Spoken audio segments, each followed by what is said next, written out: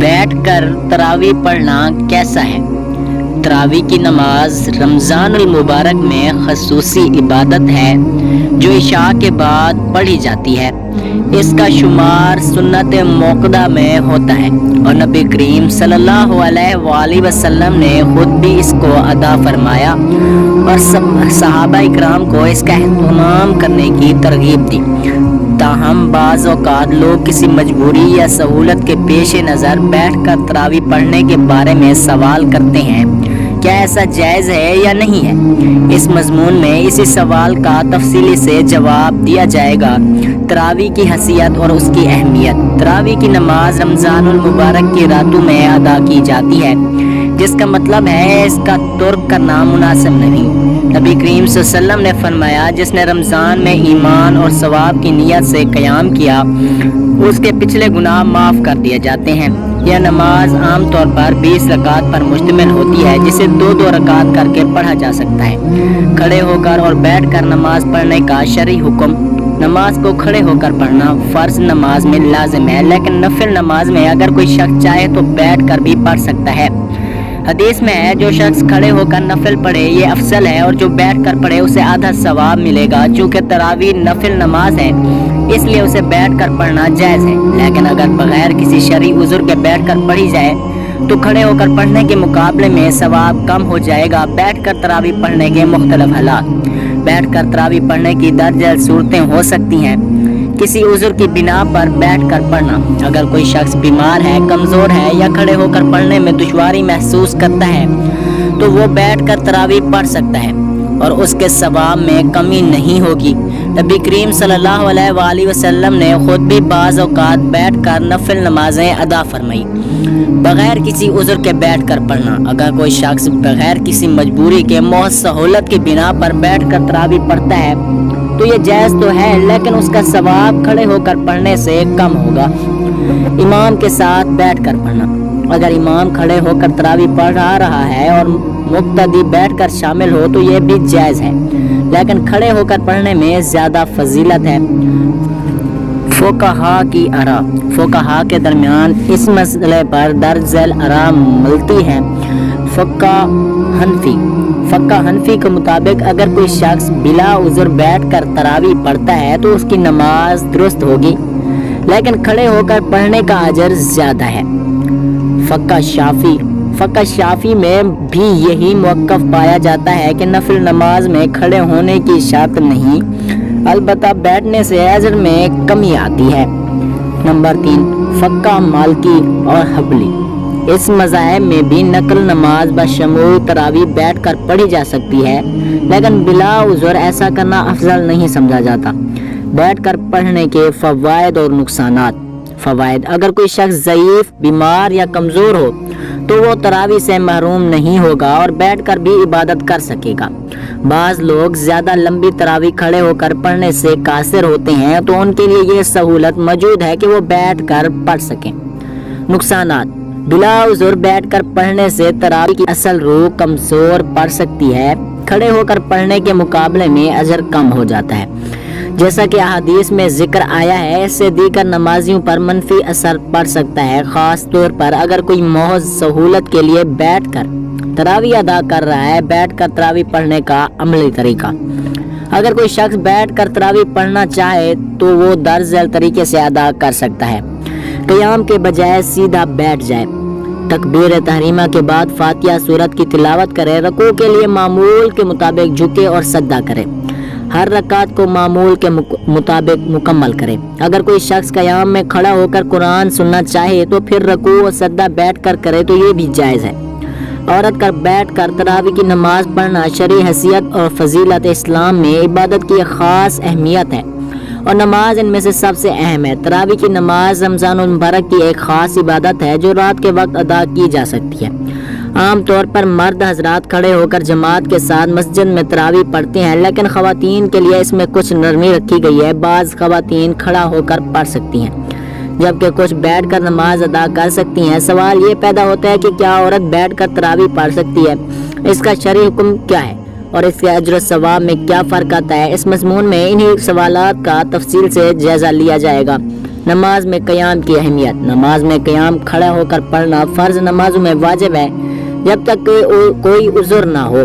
قرآن میں اللہ تعالیٰ فرماتا ہے وَقَوْمُ اللَّهِ قَانِتِينَ، اور اللہ کے لیے خشوع خضوع کے ساتھ کھڑے ہو جاؤ۔ فرض نماز میں قیام کے بغیر نماز درست نہیں ہوتی جب تک کہ کسی کو معقول عذر نہ ہو، لیکن نفل نمازوں میں قیام فرض نہیں بلکہ مستحب ہے۔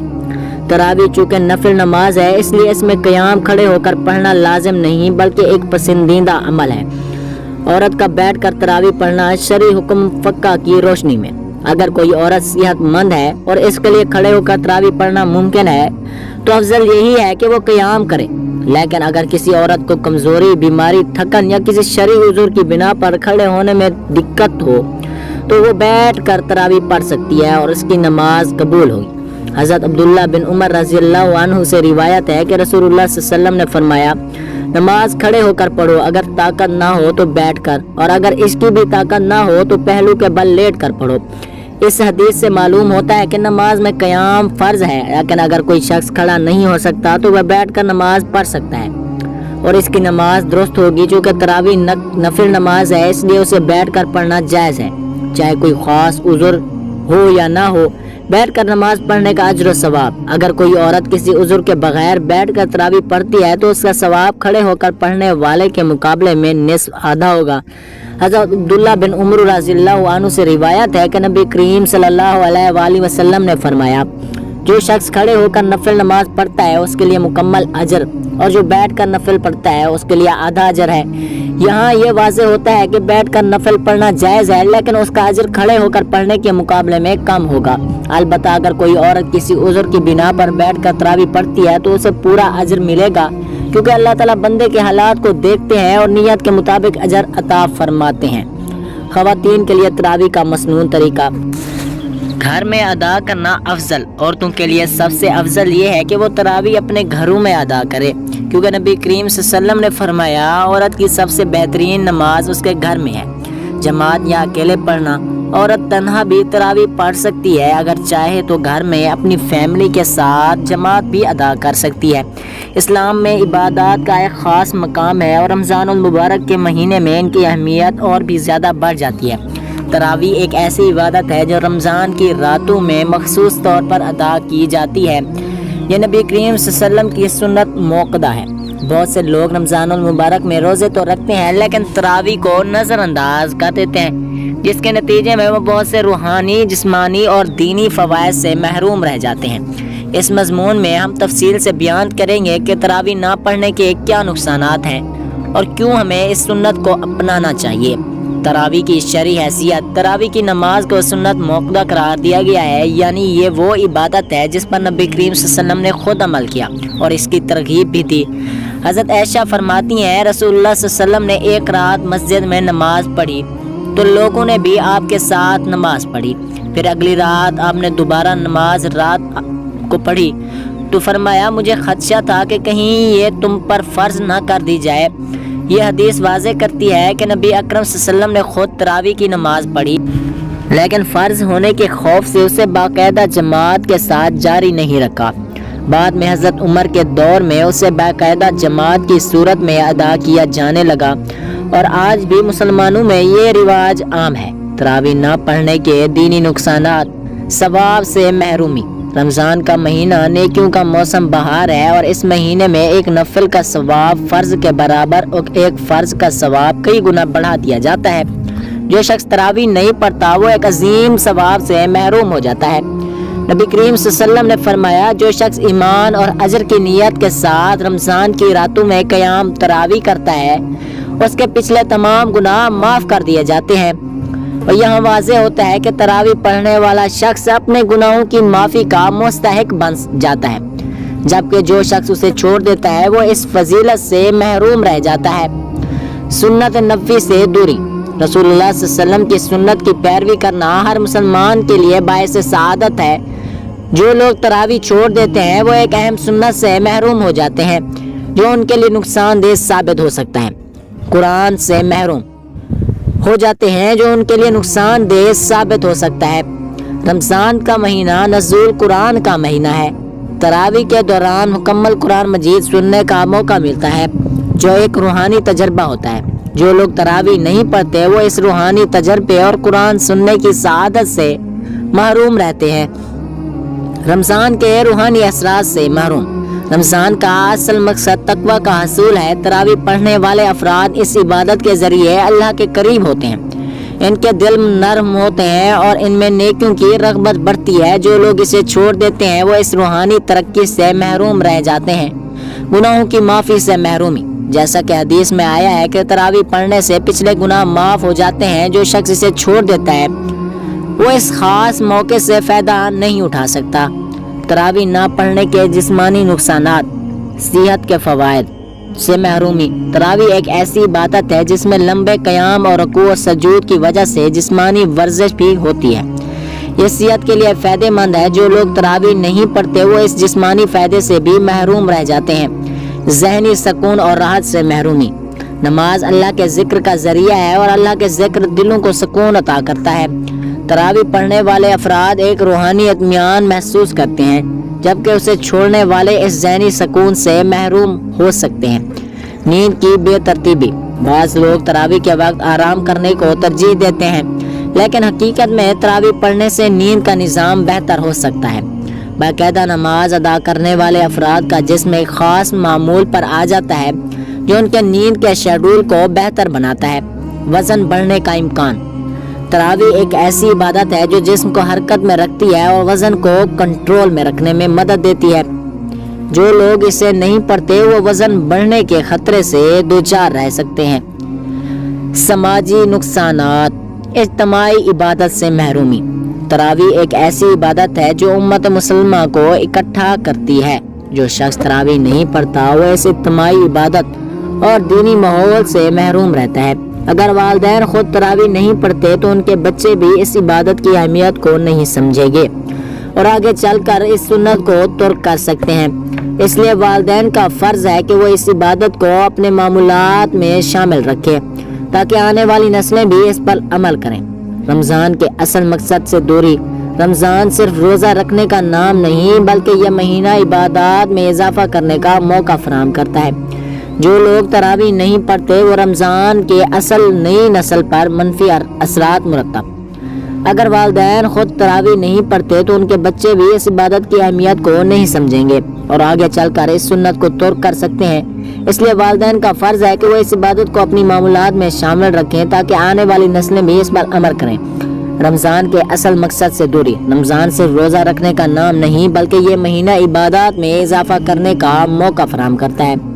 جو لوگ تراویح نہیں پڑھتے وہ رمضان کے اصل مقصد یعنی اللہ کی قربت حاصل کرنے سے دور رہ سکتے ہیں۔ تراویح پڑھنے کی ترغیب اور اس کے فوائد۔ تراویح کو آسان بنائیں۔ اگر لمبی تراویح پڑھنا مشکل لگے تو 8 رکعات بھی ادا کی جا سکتی ہیں۔ اگر مسجد جانا ممکن نہ ہو تو گھر میں بھی ادا کی جا سکتی ہیں۔ قرآن مکمل سننا ضروری نہیں، تھوڑی مقدار میں تلاوت سننے سے بھی ثواب حاصل ہو سکتا ہے۔ مسلسل مشق سے آسانی پیدا کریں۔ اگر آپ کو لمبی تراویح پڑھنے میں مشکل پیش آتی ہے تو شروع میں تھوڑا وقت دیں، پھر آہستہ آہستہ عادت بنائیں۔ تراویح کو اجتماعی عمل بنائیں۔ اگر آپ کو اکیلے پڑھنے میں مشکل ہوتی ہے تو کسی دوست یا گھر کے افراد کے ساتھ مل کر پڑھیں۔ نیت میں اخلاص پیدا کریں۔ بیٹھ کر تراویح پڑھنا جائز ہے، خاص طور پر جب کسی کو بیماری یا کمزوری لاحق ہو۔ تاہم اگر کوئی شخص بغیر عذر کا بیٹھ کر تراویح پڑھتا ہے تو اس کا ثواب کم ہو جائے گا۔ اس لیے بہتر یہی ہے کہ تراویح کو کھڑے ہو کر پڑھا جائے، اس سے زیادہ ثواب حاصل ہو سکتا ہے۔ اگر کسی کو موقع پر ضرورت ہو تو بلا جھجک بیٹھ کر پڑھ سکتا ہے، کیونکہ شریعت نے عبادات میں سہولت رکھی ہے۔ یہی اسلامی تعلیمات کی خوبصورتی ہے کہ ہر شخص اپنی استطاعت کے مطابق اللہ کی عبادت کر سکتا ہے۔ رمضان میں گناہوں سے بچنے کا طریقہ۔ سچی توبہ کریں، آئندہ گناہ نہ کرنے کا عہد کریں، نماز کی پابندی کریں، قرآن مجید کی تلاوت کریں، اچھے دوست بنائیں جو دین کی طرف راغب کریں، روزے کا اصل مقصد سمجھیں اور اپنی نیت کو خالص کریں، اللہ سے مدد مانگیں اور ہمیں گناہوں سے محفوظ رکھیں۔ رمضان المبارک اسلامی سال کا سب سے مقدس مہینہ ہے جو رحمت، مغفرت اور جہنم سے نجات کا پیغام لے کر آتا ہے۔ یہ وہ وقت ہوتا ہے جب اللہ تعالیٰ اپنے بندوں پر بے پناہ رحمتیں نازل کرتا ہے اور انہیں موقع دیتا ہے کہ وہ اپنے گناہوں سے توبہ کرے اور اپنی زندگی کو نیکی کی راہ پر ڈالے۔ رمضان مغفرت اور رحمت کا مہینہ ہے۔ رمضان المبارک کی سب سے بڑی خصوصیت یہ ہے کہ اس میں اللہ تعالیٰ اپنے بندے کی مغفرت فرما دیتا ہے، اس کے پچھلے سارے گناہ معاف کر دیے جاتے ہیں۔ یہ حدیث واضح کرتی ہے کہ اگر کوئی خلوص نیت کے ساتھ رمضان کے روزے رکھے اور اللہ کی رضا کے لیے عبادت کرے تو اللہ اس کے تمام گناہوں کو معاف کر دیتا ہے۔ توبہ اور استغفار گناہوں کی بخشش کا سب سے بڑا ذریعہ توبہ ہے کہ وہ اپنے گناہوں پر شرمندہ ہو، اللہ سے معافی مانگے اور آئندہ گناہ نہ کرنے کا عہد کرے۔ قرآن میں اللہ تعالیٰ فرماتا ہے شاید کہ تمہارا رب تمہارے گناہ مٹا دے۔ رمضان میں توبہ کا دروازہ کھلا ہوتا ہے اور اس مہینے میں کیے جانے والی سچی توبہ اللہ تعالیٰ ہر چھوٹے بڑے گناہ کو معاف کر دیتا ہے۔ روزہ تقویٰ اور گناہوں کی معافی کا ذریعہ ہے۔ روزہ نہ صرف کھانے پینے سے رکنے کا نام ہے بلکہ یہ نفس کو قابو میں رکھنے اور اللہ کی رضا کے مطابق زندگی گزارنے کا درس دیتا ہے۔ اے ایمان والو، تم پر روزے فرض کیے گئے ہیں جس سے تم متقی بن سکو۔ جب انسان اختیار کرتا ہے تو وہ گناہوں سے دور رہتا ہے اور اللہ تعالیٰ اس کے پچھلے گناہوں کو معاف کر دیتا ہے۔ تراویح اور قیام اللیل رات کی عبادت۔ رمضان المبارک میں قیام اللیل یعنی رات کی عبادت کو بہت زیادہ اہمیت دی گئی ہے۔ نبی کریم صلی اللہ علیہ وسلم نے فرمایا جو شخص رمضان میں ایمان کے ساتھ اور ثواب کی نیت سے قیام کرتا ہے اس کے پچھلے تمام گناہ معاف کر دیے جاتے ہیں۔ تراویح تہجد اور دیگر نوافل کے ذریعے اللہ تعالیٰ اپنے بندوں کے گناہوں کو مٹا دیتا ہے۔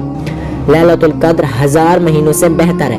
رمضان المبارک ایک ایسی رات بھی ہے جو 1000 مہینوں سے بہتر ہے۔ قرآن میں فرمایا گیا لیلۃ القدر 1000 مہینوں سے بہتر ہے۔ جو شخص اس رات میں خلوص نیت سے عبادت کرتا ہے اللہ تعالیٰ اس کے تمام گناہ معاف کر دیتا ہے۔ نیت سے قیام کرے اس کے پچھلے گناہ معاف کر دیے جاتے ہیں۔ بخاری شریف قرآن کی تلاوت اور ذکر و اذکار۔ رمضان میں قرآن مجید کی تلاوت اور اللہ کا ذکر کرنے سے بہت سے گناہوں سے بچا جا سکتا ہے اور بہت سے گناہوں کی بخشش ہوتی ہے۔ نبی کریم صلی اللہ علیہ وسلم نے فرمایا جو شخص قرآن مجید کے ایک حرف کی تلاوت کرتا ہے اسے ایک نیکی ملتی ہے، ہر نیکی کا اجر 10 گنا بڑھا دیا جاتا ہے۔ اس طرح استغفار، درود شریف اور دیگر اذکار کے ذریعے گناہوں کی مغفرت حاصل کی جا سکتی ہے۔ صدقہ و خیرات، حاجت مندوں کی مدد۔ رمضان میں صدقہ و خیرات کرنے سے اللہ تعالیٰ گناہوں کو معاف کر دیتا ہے۔ نبی کریم صلی اللہ علیہ وسلم نے فرمایا صدقہ گناہوں کو ایسے مٹاتا ہے جیسے پانی آگ کو بجھا دیتا ہے۔ ترمذی شریف جو شخص رمضان میں زیادہ سے زیادہ صدقہ خیرات کرتا ہے اس کے گناہ معاف کر دیے جاتے ہیں، اللہ تعالیٰ اسے اپنی رحمت میں جگہ دے دیتا ہے۔ دوستوں کے ساتھ حسن سلوک اور معافی مانگنا۔ اگر کسی نے کسی کے ساتھ زیادتی کی ہو تو رمضان بہترین موقع ہے کہ وہ اس سے معافی مانگے اور اپنی غلطیوں کو درست کرے۔ حدیث میں آتا ہے جو شخص اپنے بھائی کو معاف کر دیتا ہے اللہ اس کے گناہ معاف کر دیتا ہے۔ رمضان مبارک اللہ تعالیٰ کی رحمتوں اور مغفرت کا مہینہ ہے۔